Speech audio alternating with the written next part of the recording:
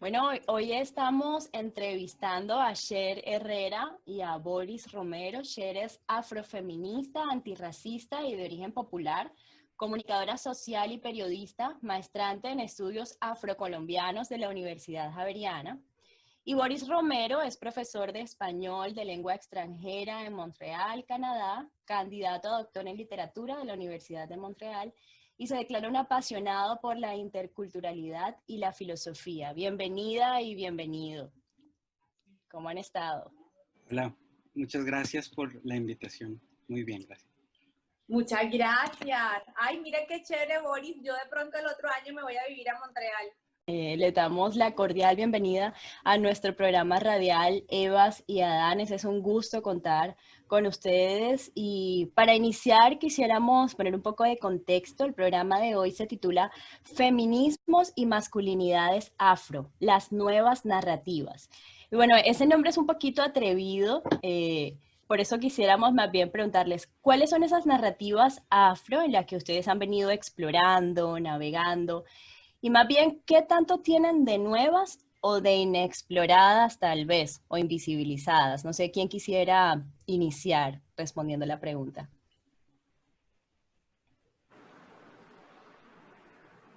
¿Yo? Bueno. Bien, en este momento, en el proceso de, digamos, de la construcción de mi identidad como afro, la estoy viviendo desde la experiencia propia, desde los recuerdos que tengo de mi niñez y no desde las estructuras que imponen o que me han impuesto durante toda la vida. Yo sufrí bastante cuando era niño, sufrí de un matoneo sistemático racista desde el jardín infantil hasta el colegio. Y digamos que siempre jugué al juego de la otra persona que me definía como negro. Yo siempre, digamos, dejaba que el otro me definiera. Entonces, cuando era niño me decían, bueno, pero tú eres negro, hueles feo, no deberías estar aquí, porque además crecí en espacios de la clase media bogotana, bastante blanquita ella. Y bueno, luego cuando salí del colegio, entré a la universidad, me decían, bueno, pero tú no eres tan negro, ¿no? Entonces quisieron venderme como un espectro de la negritud cuyos extremos son, por una parte, el negro del Chocó, ¿no? Como digamos el imaginario del negro africano, por decirlo de alguna forma, y el otro extremo sería el negro fino, que es, bueno, el negro casi blanco, ¿no? Y entonces, en ese espectro que te venden, pues cuanto más cerca estés a ser el negro fino, digamos, es mejor. Entonces, la negritud es algo de lo que había que alejarse de cierta forma, ¿no? Para tener acceso a esos espacios donde pues, la mayoría de las personas son blancas. Entonces, en ese momento me encuentro en vivir la negritud desde mi experiencia y desde la experiencia de otras personas negras y no desde la comodidad de lo que las otras personas, digamos, vamos a decirlo así, de lo que al otro le conviene, ¿no? El negro que hace silencio, el negro que se aguanta los chistes racistas, el negro que está ahí para hacer el exótico, ¿no? Quizás me he rebelado en contra de esas imposiciones que tenía. Claro, ¿qué nos cuentas tú, Cher, al respecto? Bueno, pues yo creo que han sido varios años en los que yo empecé a acercarme a las lecturas sobre la negritud. Como siempre lo he dicho, como que me da mucha risa porque aunque yo siempre he estado ahí como de rebelde y peleándole al mundo en relación a las experiencias de vida mía como mujer negra o como niña negra en algún momento, como adolescente negra, pero también pobre. Entonces, siempre estuve ahí como peleando muchas cosas, partiendo bocas y haciendo cosas así, pero no tenía muy clara una lucha o una forma de entender o explicar mi propia experiencia en otros términos de pronto un poco más académicos o en relación a cómo se ha venido narrando las experiencias de las personas negras en Colombia.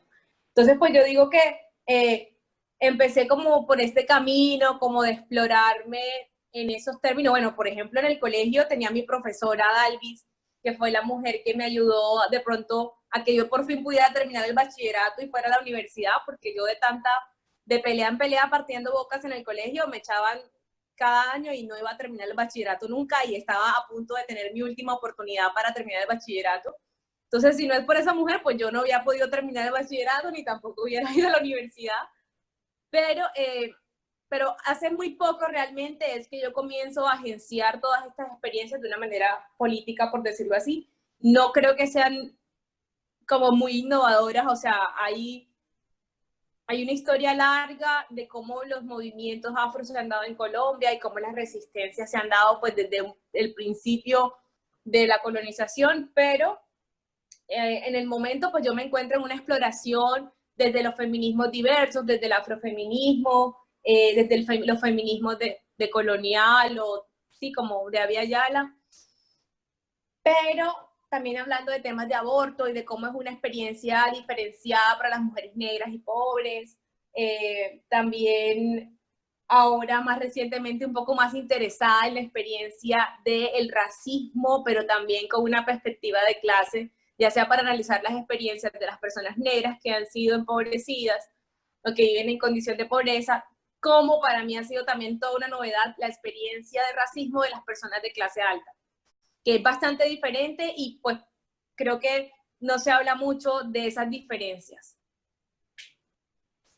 Totalmente, y de hecho, pues de eso quisiera que hablemos un poquito más adelante, de esas perspectivas que nos mencionas, porque también son otras miradas que son muy necesarias y que prácticamente habían estado invisibilizadas, ¿verdad? Como el afrofeminismo y cada una de esas otras miradas que nos mencionabas hace un momento y la experiencia del racismo con personas que han sido empobrecidas o el racismo con personas de clase alta, que a propósito de eso también conversaremos un poquito más adelante, que Boris tiene un escrito bastante interesante con respecto a ese tema. Y bueno, hablando de experiencias de racismo, sabemos que existen distintas manifestaciones, si es la palabra, a través de las cuales podemos evidenciar que el racismo existe, que es una realidad. Sin embargo, en ocasiones se ha considerado que existe más en países como Estados Unidos. Hemos visto todo este movimiento que ha recobrado mucha fuerza últimamente, como el de Black Lives Matter, a raíz de lo que sucedió con Floyd, pero sabemos que además ha sido un tema sistemático, que no es un caso aislado. Entonces se dice, bueno, sí, eso pasa, pero pasa en Estados Unidos. Aquí en Colombia y en Latinoamérica eso no pasa porque somos personas mestizas, aquí somos multiculturales, pluriculturales, etcétera. Pero sabemos que en Colombia sí existe el racismo y todo esto más bien lo que ha permitido es poner sobre la agenda o sobre los medios un relato que pretende entrever que ese racismo real y duro, sí, si bien es cierto, se manifiesta así en Estados Unidos, pero que en Colombia también hay racismo. Entonces, quisiera preguntarles, desde sus experiencias personales y académicas, ¿qué nos pueden decir sobre la presencia y persistencia del racismo en Latinoamérica y en especial en Colombia, donde se cree que, como lo decía hace un momento, no existe el racismo y se valida la supuesta existencia de una sola raza y el mestizaje? Yo creo que en general hay un problema estructural grande y es que creemos, y esto lo tomo de un autor que se llama Milton Bennett, creemos que el racismo es una manifestación exagerada de odio hacia el negro. Entonces, para que nos atrevamos a llamar a una acción o al trato de una persona como racista, tiene que ser súper grave y explícito. Entonces, tienen que ver es al blanco con el látigo pegándole al negro para que vean el racismo de alguna forma. Y quizás se ha invisibilizado ese trato racista, esas microagresiones que podríamos llamar de alguna forma, o bueno, digamos, eso sería en lo micro, y en lo macro, pues la hipersexualización, por ejemplo, de las mujeres y los hombres negros. Y yo creo que este problema está ligado a la educación que recibimos, ¿no? Yo he notado que, por ejemplo, la esclavitud en Colombia se aborda como un tema anecdótico, ¿no? Algo que pasó, pero no hay en realidad una conexión con ese evento y el hoy, ¿no? Se nos cuenta la historia fragmentada, ¿no? Digamos, los apartes que más le convienen al poder. Creo que eso es evidente. Y se ha dejado de lado la narrativa de los negros contada por los negros y las negras. Creo que en realidad se nos ha querido imponer una visión de la negritud como no, pues si ya no son esclavos, ya son libres, entonces el racismo no existe, ¿no? Y también, digamos, conectando un poco con mi respuesta anterior, se parte no de la vivencia de las personas, sino de la teoría, ¿no? Entonces, en teoría, todos somos iguales, y aquí puede haber metáforas religiosas también, todos somos hijos de Dios, ¿no? Todos somos lo mismo, y se deja de lado que, bueno, claro, en la teoría es así, pero en la práctica hay bastante evidencia de que a los negros nos tratan de una forma diferente, que se nos humilla o se nos intenta humillar desde una forma particular, y que históricamente nos han negado el acceso a oportunidades que a los blancos pues no se les niega. Entonces yo creo que es un problema de educación, y es un problema de asociar el racismo con algo violento, súper extremo, que para ser racista, mejor dicho, hay que convencer a todo el mundo de un odio visceral, ¿no? Pero el racismo también se esconde detrás de esas pequeñas cositas que le decimos a un negro, ¿no? Como, ay, tan lindo el negrito, a pesar de ser negro, es muy inteligente. O que se creen pequeñas, Parece pero que poco. resultan no siendo pequeñas. Bueno, Cher, ¿qué no dirías tú Sí, al respecto? Pues bueno, yo creo que también vinculado a lo que dice Boris, pues yo creo que el racismo en Colombia es tan naturalizado que se le ha vuelto paisaje a la gente, o sea, como que es tan sistemático que la gente asume todo ese racismo como algo que, ajá, así es, como que todo el mundo le pasan cosas feas, ¿no? Pero hace parte de lo que es la vida. Entonces, como que en primer lugar quisiera resaltar algo que decía Boris acerca de la historia de la nación y quienes se han permitido contar y construir esa historia de la nación y cómo esa historia de la nación se enseña en los colegios. Entonces, yo creo que no es una cosa aislada, porque me encantaría hasta hacer una encuesta para ver cuántas personas en el colegio, cuántas personas negras tuvieron que hacer el papel de esclavo. ¿Cuántas personas negras tuvieron que hacer el papel de el indio?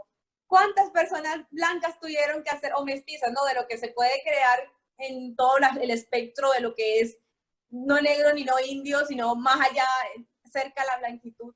Tuvieron que hacer el papel de el rey español. Entonces, desde ahí, en la manera en la que en primer lugar se cuenta la historia de la nación, y los papeles asignados en los colegios, en las actividades escolares, la manera en la que se enseña esa historia de la nación, se ha vuelto como tan natural, o sea, no sé si la palabra es natural, porque es horrible hablar de naturalización y es complejo hablarlo dentro de este tema tan difícil que es el racismo, porque se ha intentado colocar como un algo natural que la gente es negra por el ADN, porque el cuerpo tiene unas propiedades diferentes, sino que no sé si esa es la palabra. Es más, voy a repetir otra vez toda mi sentencia para que la edites. Yo diría que la historia de la nación, como decía Boris, es muy importante en ese sentido. ¿Quiénes han sido los que construyen la historia de la nación? ¿Quiénes han tenido la posibilidad y la agencia de decir cómo han pasado todas estas cosas y desde qué lado, ¿no? Pues sí, de qué lado se ha contado la historia. Pues dicen que cuando uno va a la fiesta, dependiendo del lugar que ocupó en la fiesta, pues de ese lado estuvo tan buena o tan mala la fiesta. Entonces, en ese sentido, pues es importante pensar acerca de cómo se ha relatado y quiénes han relatado la historia de la nación.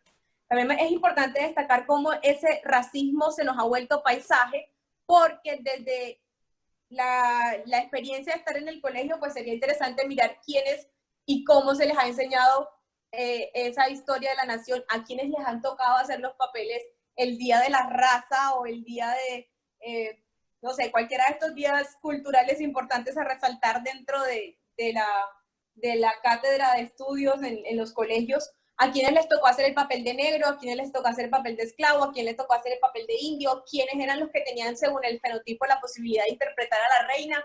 Entonces, todo eso hace parte de cómo se construyen estos imaginarios y cómo se nos vuelven algo aceptable o algo anecdótico, como dice Boris. Entonces, esas ideas de racismo se incorporan de una manera también en el imaginario que nadie las cuestiona porque vienen desde el poder del colegio, desde el poder de la institución, desde el poder de la nación que te dice tú quién eres y qué lugar ocupas en esa historia. Y uno cómo hace para revertir todo ese poder cuando es un peladito de 12 años. Pues le toca aprender y asumir que así fue como nos dijeron que era y así era y ya.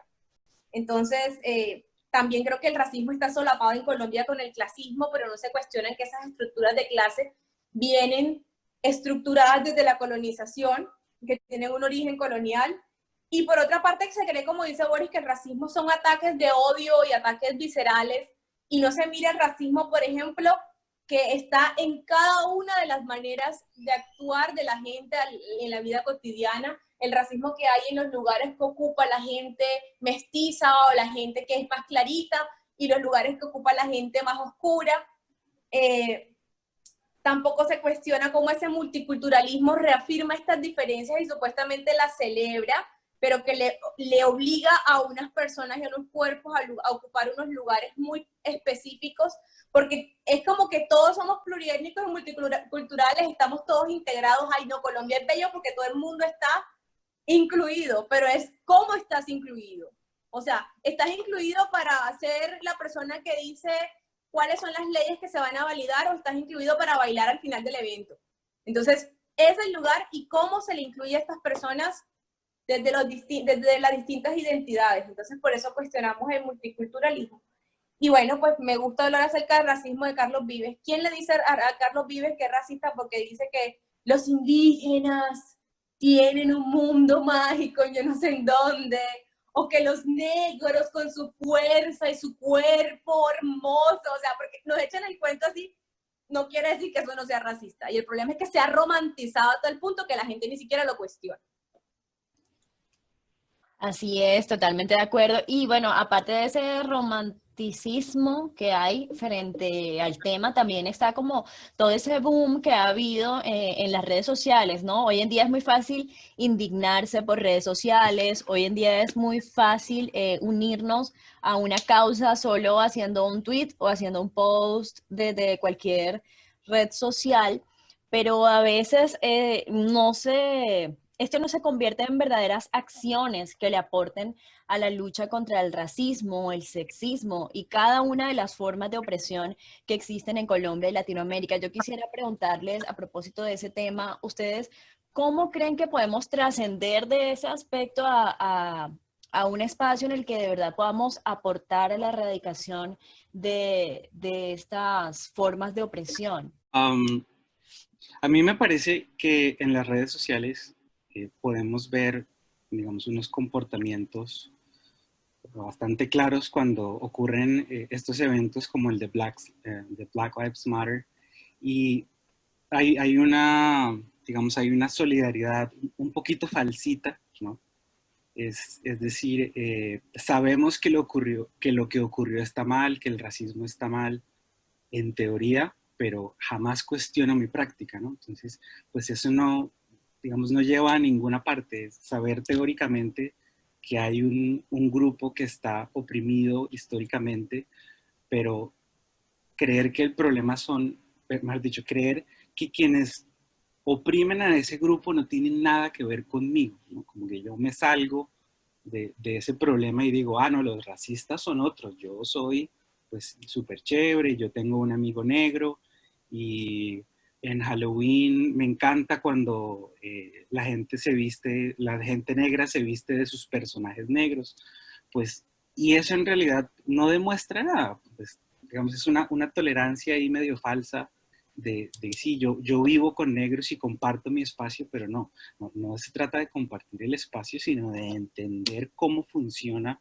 esa opresión y que a veces las personas sin darse cuenta contribuyen a que digamos, a una perpetuación de esos comportamientos. Entonces, yo creo que las redes sociales, claro, sirven para expresar la indignación, pero también deben ser utilizadas como una herramienta para divulgar información, para abrirle los espacios y abrirle los micrófonos a las personas que tradicionalmente son oprimidas.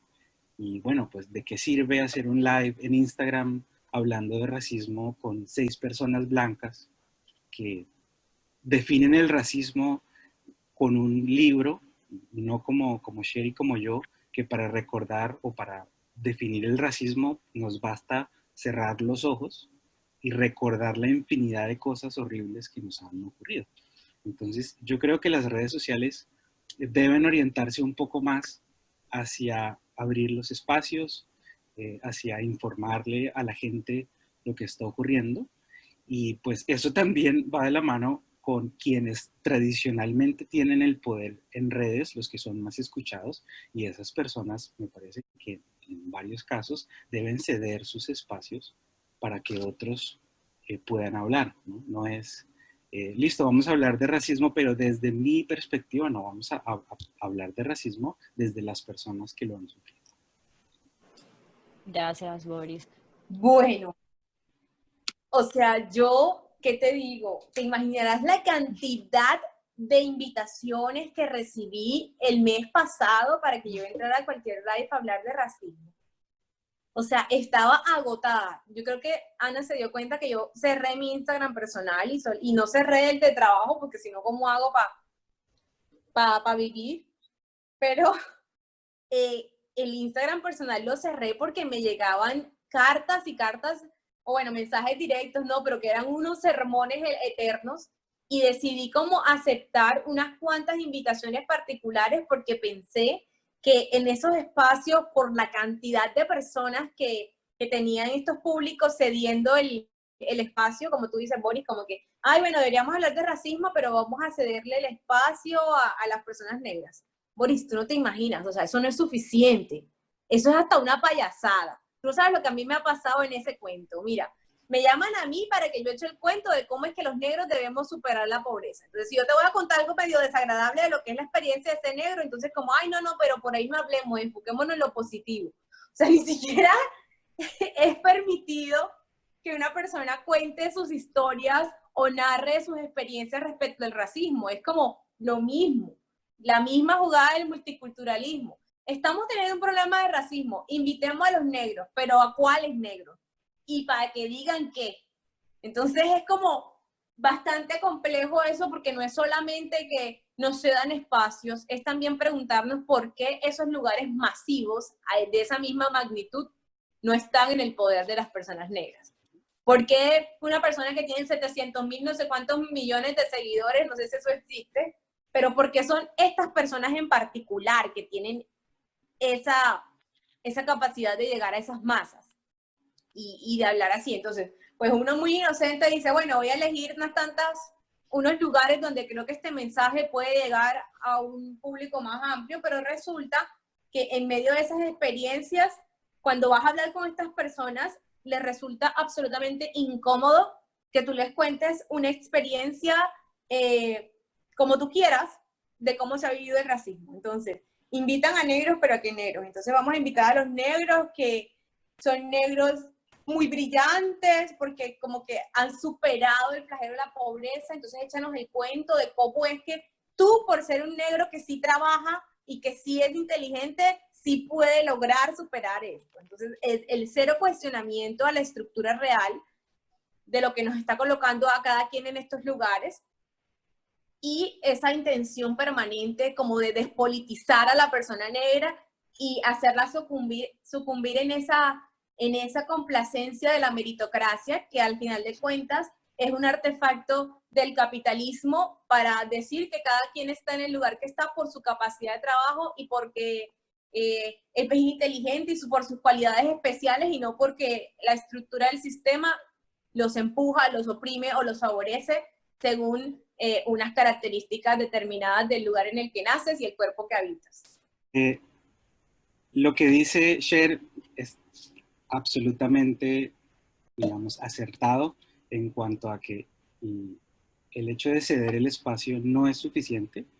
Y, digamos, me gustaría decir que, por supuesto, cuando dije eso, no me refería a cederlo de cualquier forma, ¿no? Debe haber, digamos, unas características, debe haber un compromiso de quien lo hace también, porque, como lo dice Cher, no puede convertirse en un asunto de pobrecito, vamos a traerlo al programa para que inspire a los otros negros que no se esfuerzan lo suficiente para que puedan llegar a ser como Elsa. No se trata de eso, sino, por supuesto, tiene que haber, digamos, un trabajo sincero de la persona que lo hace. Claro, que sea algo auténtico y que de verdad tenga la intención de incidir para que algo cambie, ¿no? Porque también, como lo decía Cher ahorita, a veces se convierte en, ay, qué bonito, vamos a un live, no teníamos nada que poner hoy, vamos a ponerlo. Pero a veces, pero cuando de verdad son espacios de diálogo, de ver cómo construimos para lograr que esto avance, para lograr que en verdad podamos incidir, como lo decía ayer, en espacios de decisión, de política, de donde se diseñan los programas para poder contribuir a la erradicación de estas opresiones, pues ahí sí podría ser un tema que de verdad aporte. Una cosa como en cuanto a la indignación por redes sociales, y todo esto también corresponde a que hay personas que no tienen ni idea, nunca les ha interesado el tema, no están en ninguna posición política a favor de ninguna causa social, pero como es el último trendy topic, ellos no pueden quedar por fuera y tienen sí, que claro. invitar a algún negro a que eche algún cuento. Claro, Entonces, tiene que salir el hashtag. Hace parte de esta superficialidad. Ajá. Y tiene que salir el hashtag, si no, estoy out. Ajá. Pero entonces, teniendo en cuenta esos aportes que ustedes nos plantean y cómo podemos ir buscando o generando nuevos escenarios para poder trascender de esa indignación a redes sociales a de verdad generar cambios, yo quisiera hacerles una pregunta a cada uno, también desde de lo que sabemos, a lo que se dedican o las vivencias que han tenido. En tu caso, Cher, por ejemplo, eres mujer afrofeminista, además antirracista.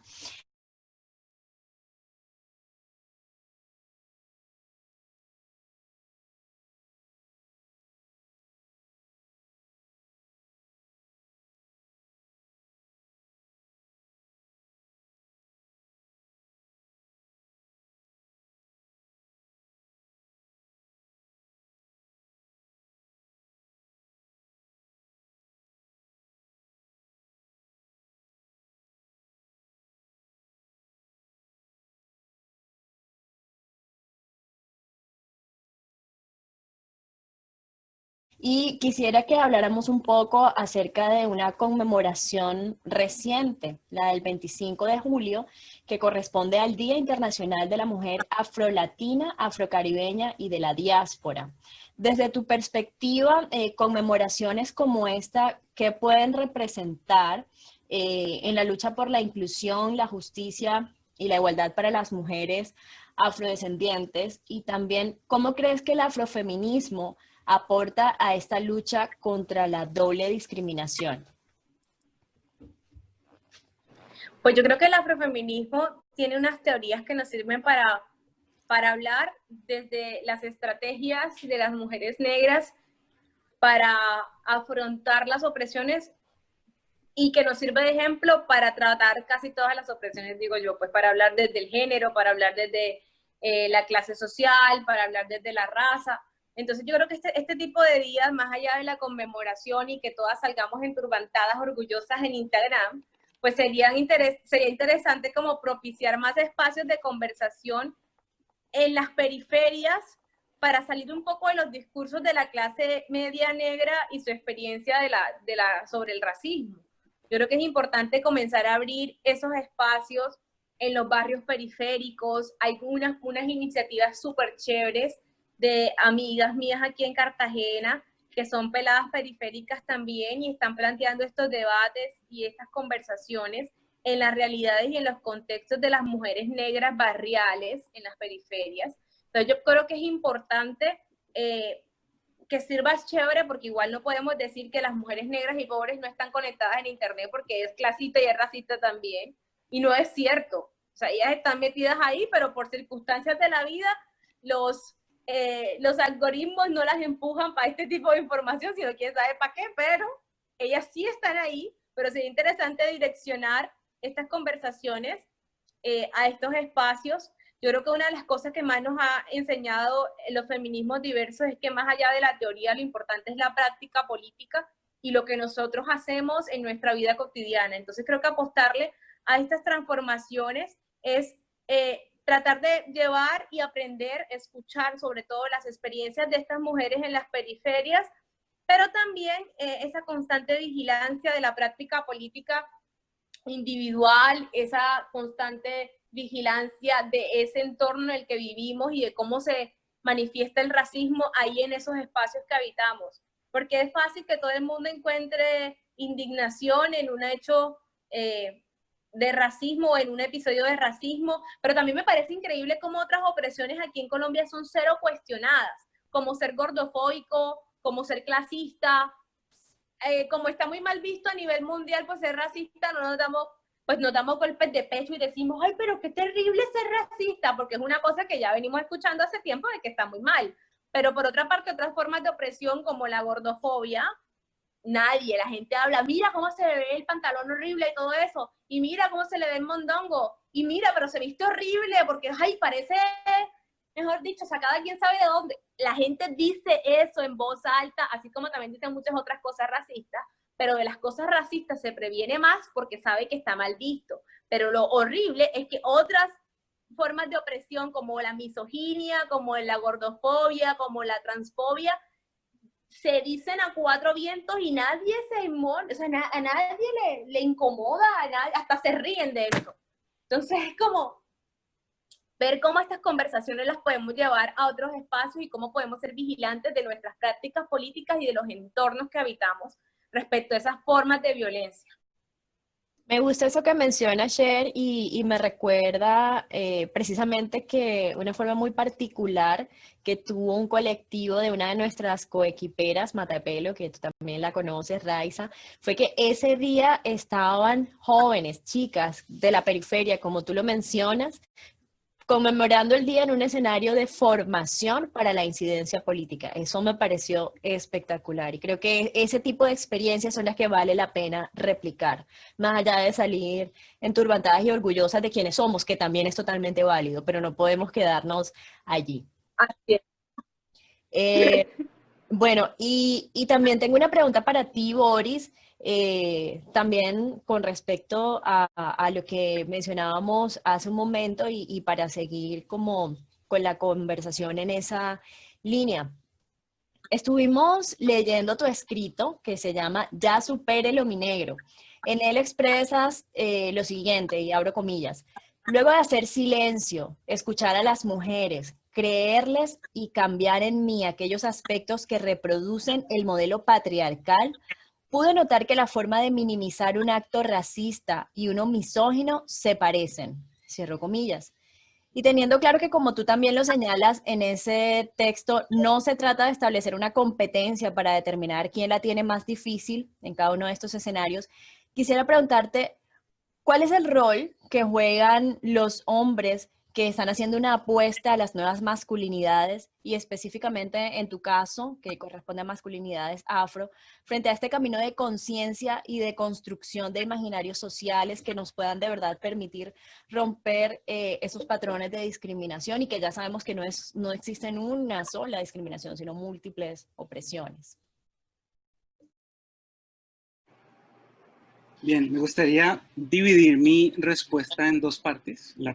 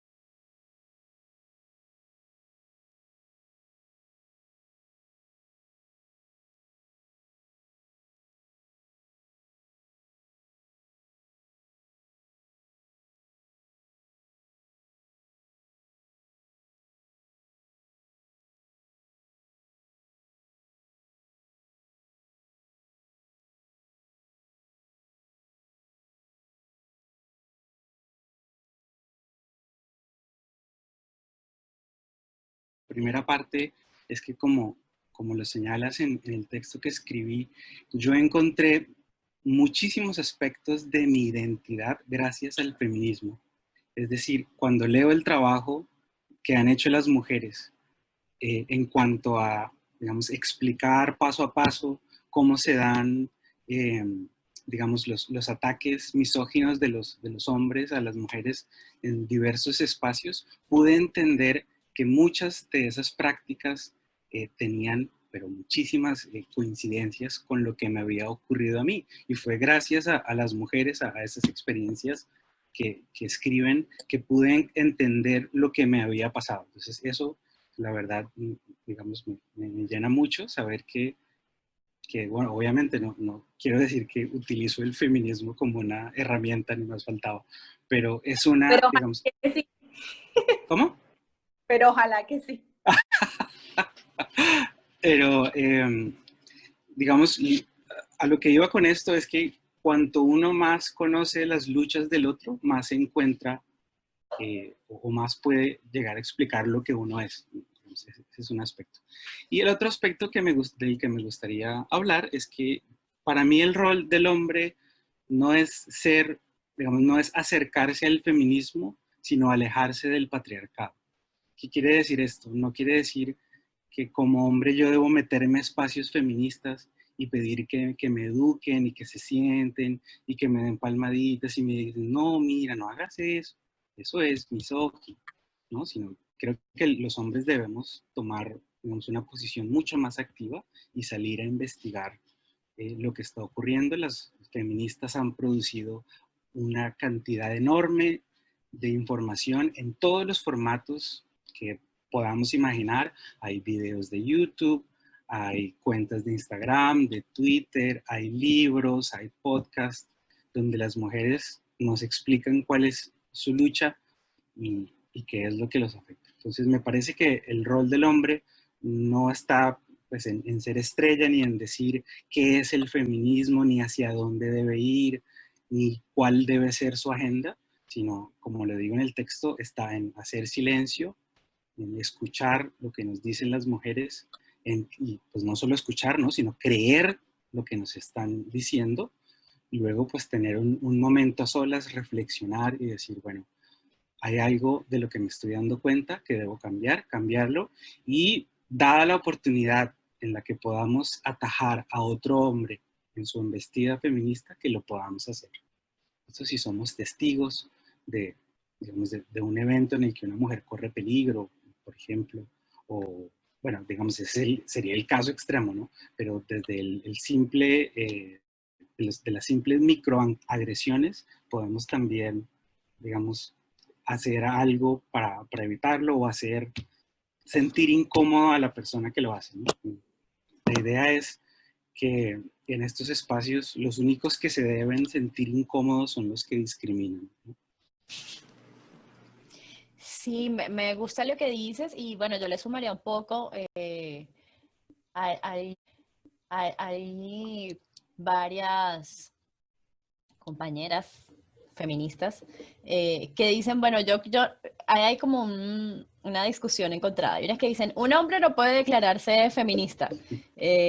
Otras dicen que sí. Yo, para no quedarme en la discusión, le diría que podemos ser aliados de causa porque a fin de cuentas el patriarcado, aunque obviamente nos ha afectado grandemente a las mujeres, también termina afectando a todas las personas, porque es que es un sistema opresor que evidentemente hemos permanecido en él eh, y se han perpetuado muchas desigualdades y también muchos flagelos a raíz del patriarcado, pero que a fin de cuentas se convierte en una lucha en la que todas y todos podemos contribuir. ¿Cierto? ¿Ibas a decir algo al respecto? Nada, mira, aquí me parece, nada, no, sí, bastante. Me parece bellísimo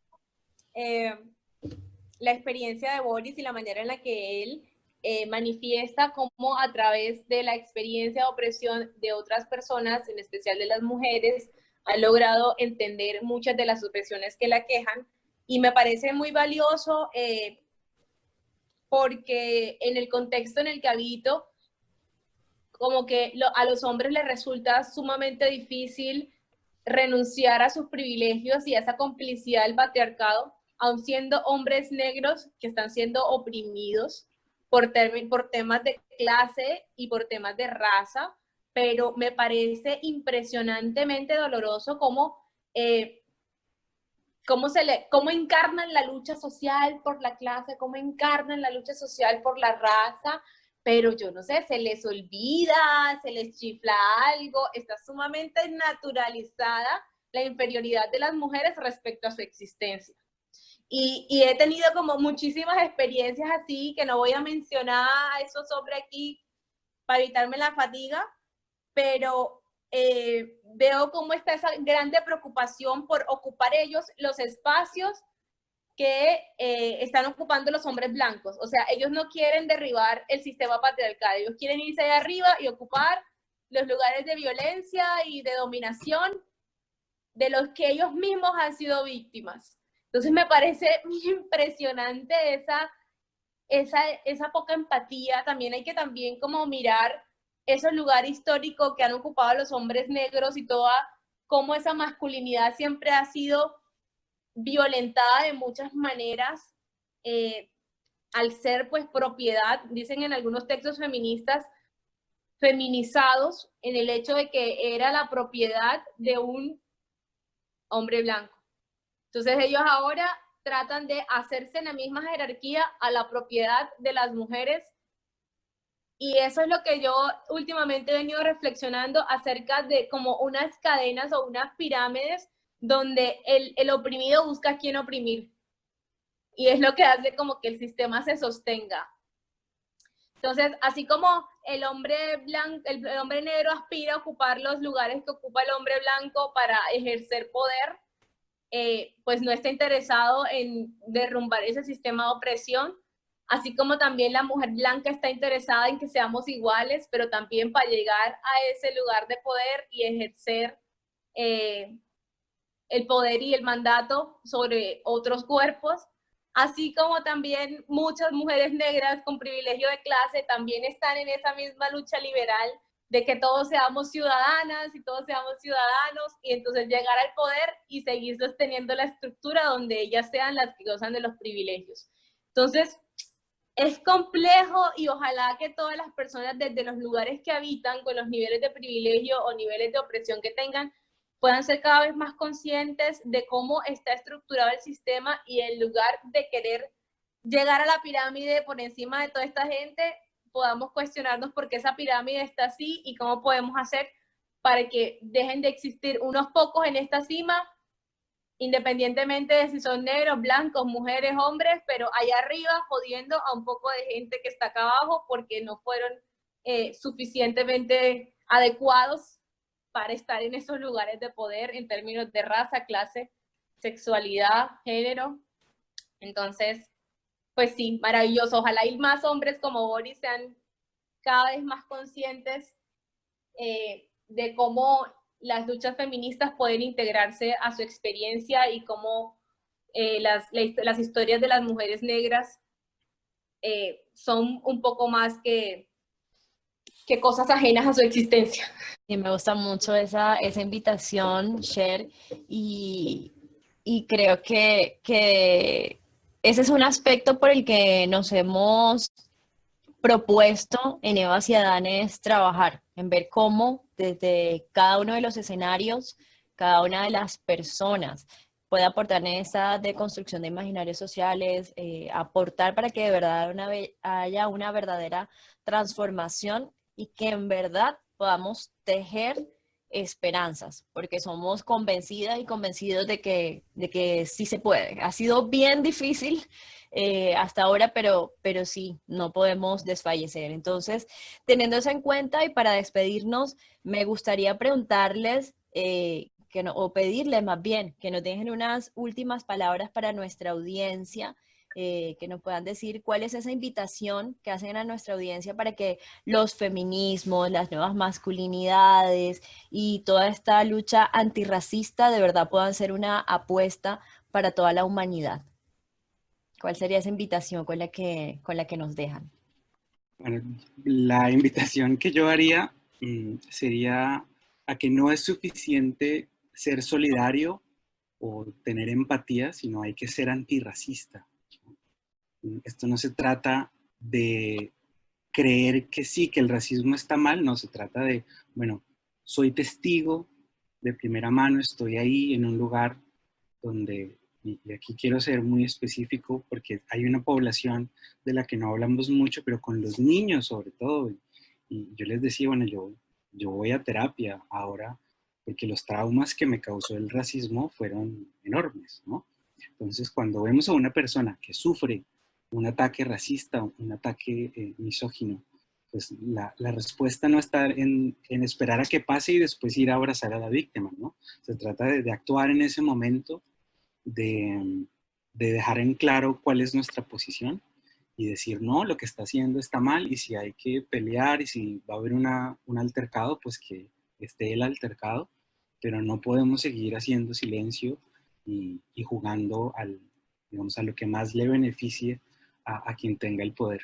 Y por el lado de las masculinidades, pues yo invito a los hombres a que pues, investiguen qué es el feminismo, a que le crean, sobre todo más que investiguen, que crean lo que están leyendo, que de esas cosas, el feminismo no es, digamos, un ente abstracto, es algo que ocurre en la vida diaria de las mujeres y hay muchas cosas que hacemos que están mal y que no lo sabemos y hay que investigar y el deseo de cambiar esos comportamientos machistas pasa por el deseo también de reestructurar nuestro pensamiento sobre las mujeres. Esa sería mi invitación. A mí me gustaría como complementar un poco con una frase que no recuerdo si la dice Audre Lorde acerca de si actúas neutral en situaciones de injusticia, has elegido el lado del opresor. Y es como lo que me recuerda lo que dice Boris acerca de cómo durante toda la vida hemos vivido situaciones de racismo y la gente o nos ha querido callar o nos ha dicho como, ay, ya, no es para tanto. Entonces, o simplemente han ignorado la situación.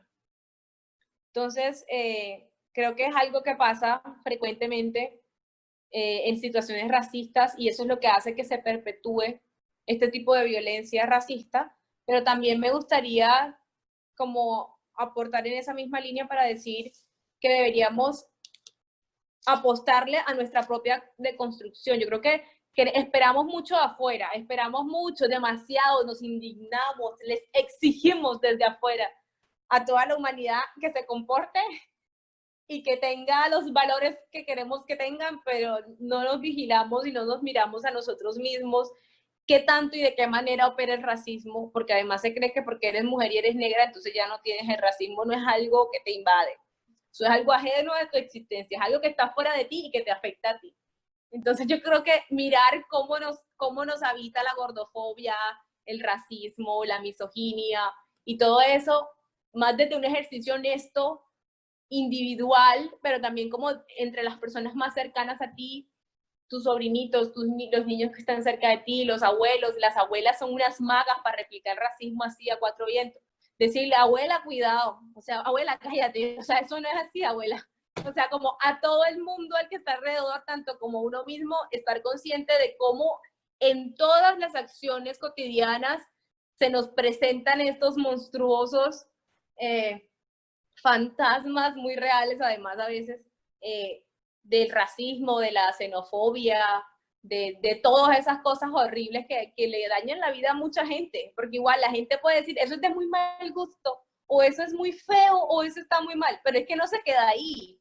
Eso daña la vida de la gente, eso afecta la salud de la gente, eso determina que unas personas ocupen unos lugares y que otras estén privilegiadas y estén beneficiándose de esas opresiones de esas otras personas. Entonces yo creo que es importante esa honestidad y mirar cómo eso nos atraviesa a todas las personas, porque a final de cuentas todos fuimos creados y criados en este orden colonial racista, así que de alguna manera pues todos estamos juntados, así que tenemos que mirar y revisar constantemente cómo nos limpiamos aquí cerquitica, y creo que es más fácil que estar mirando la viga en el ojo ajeno.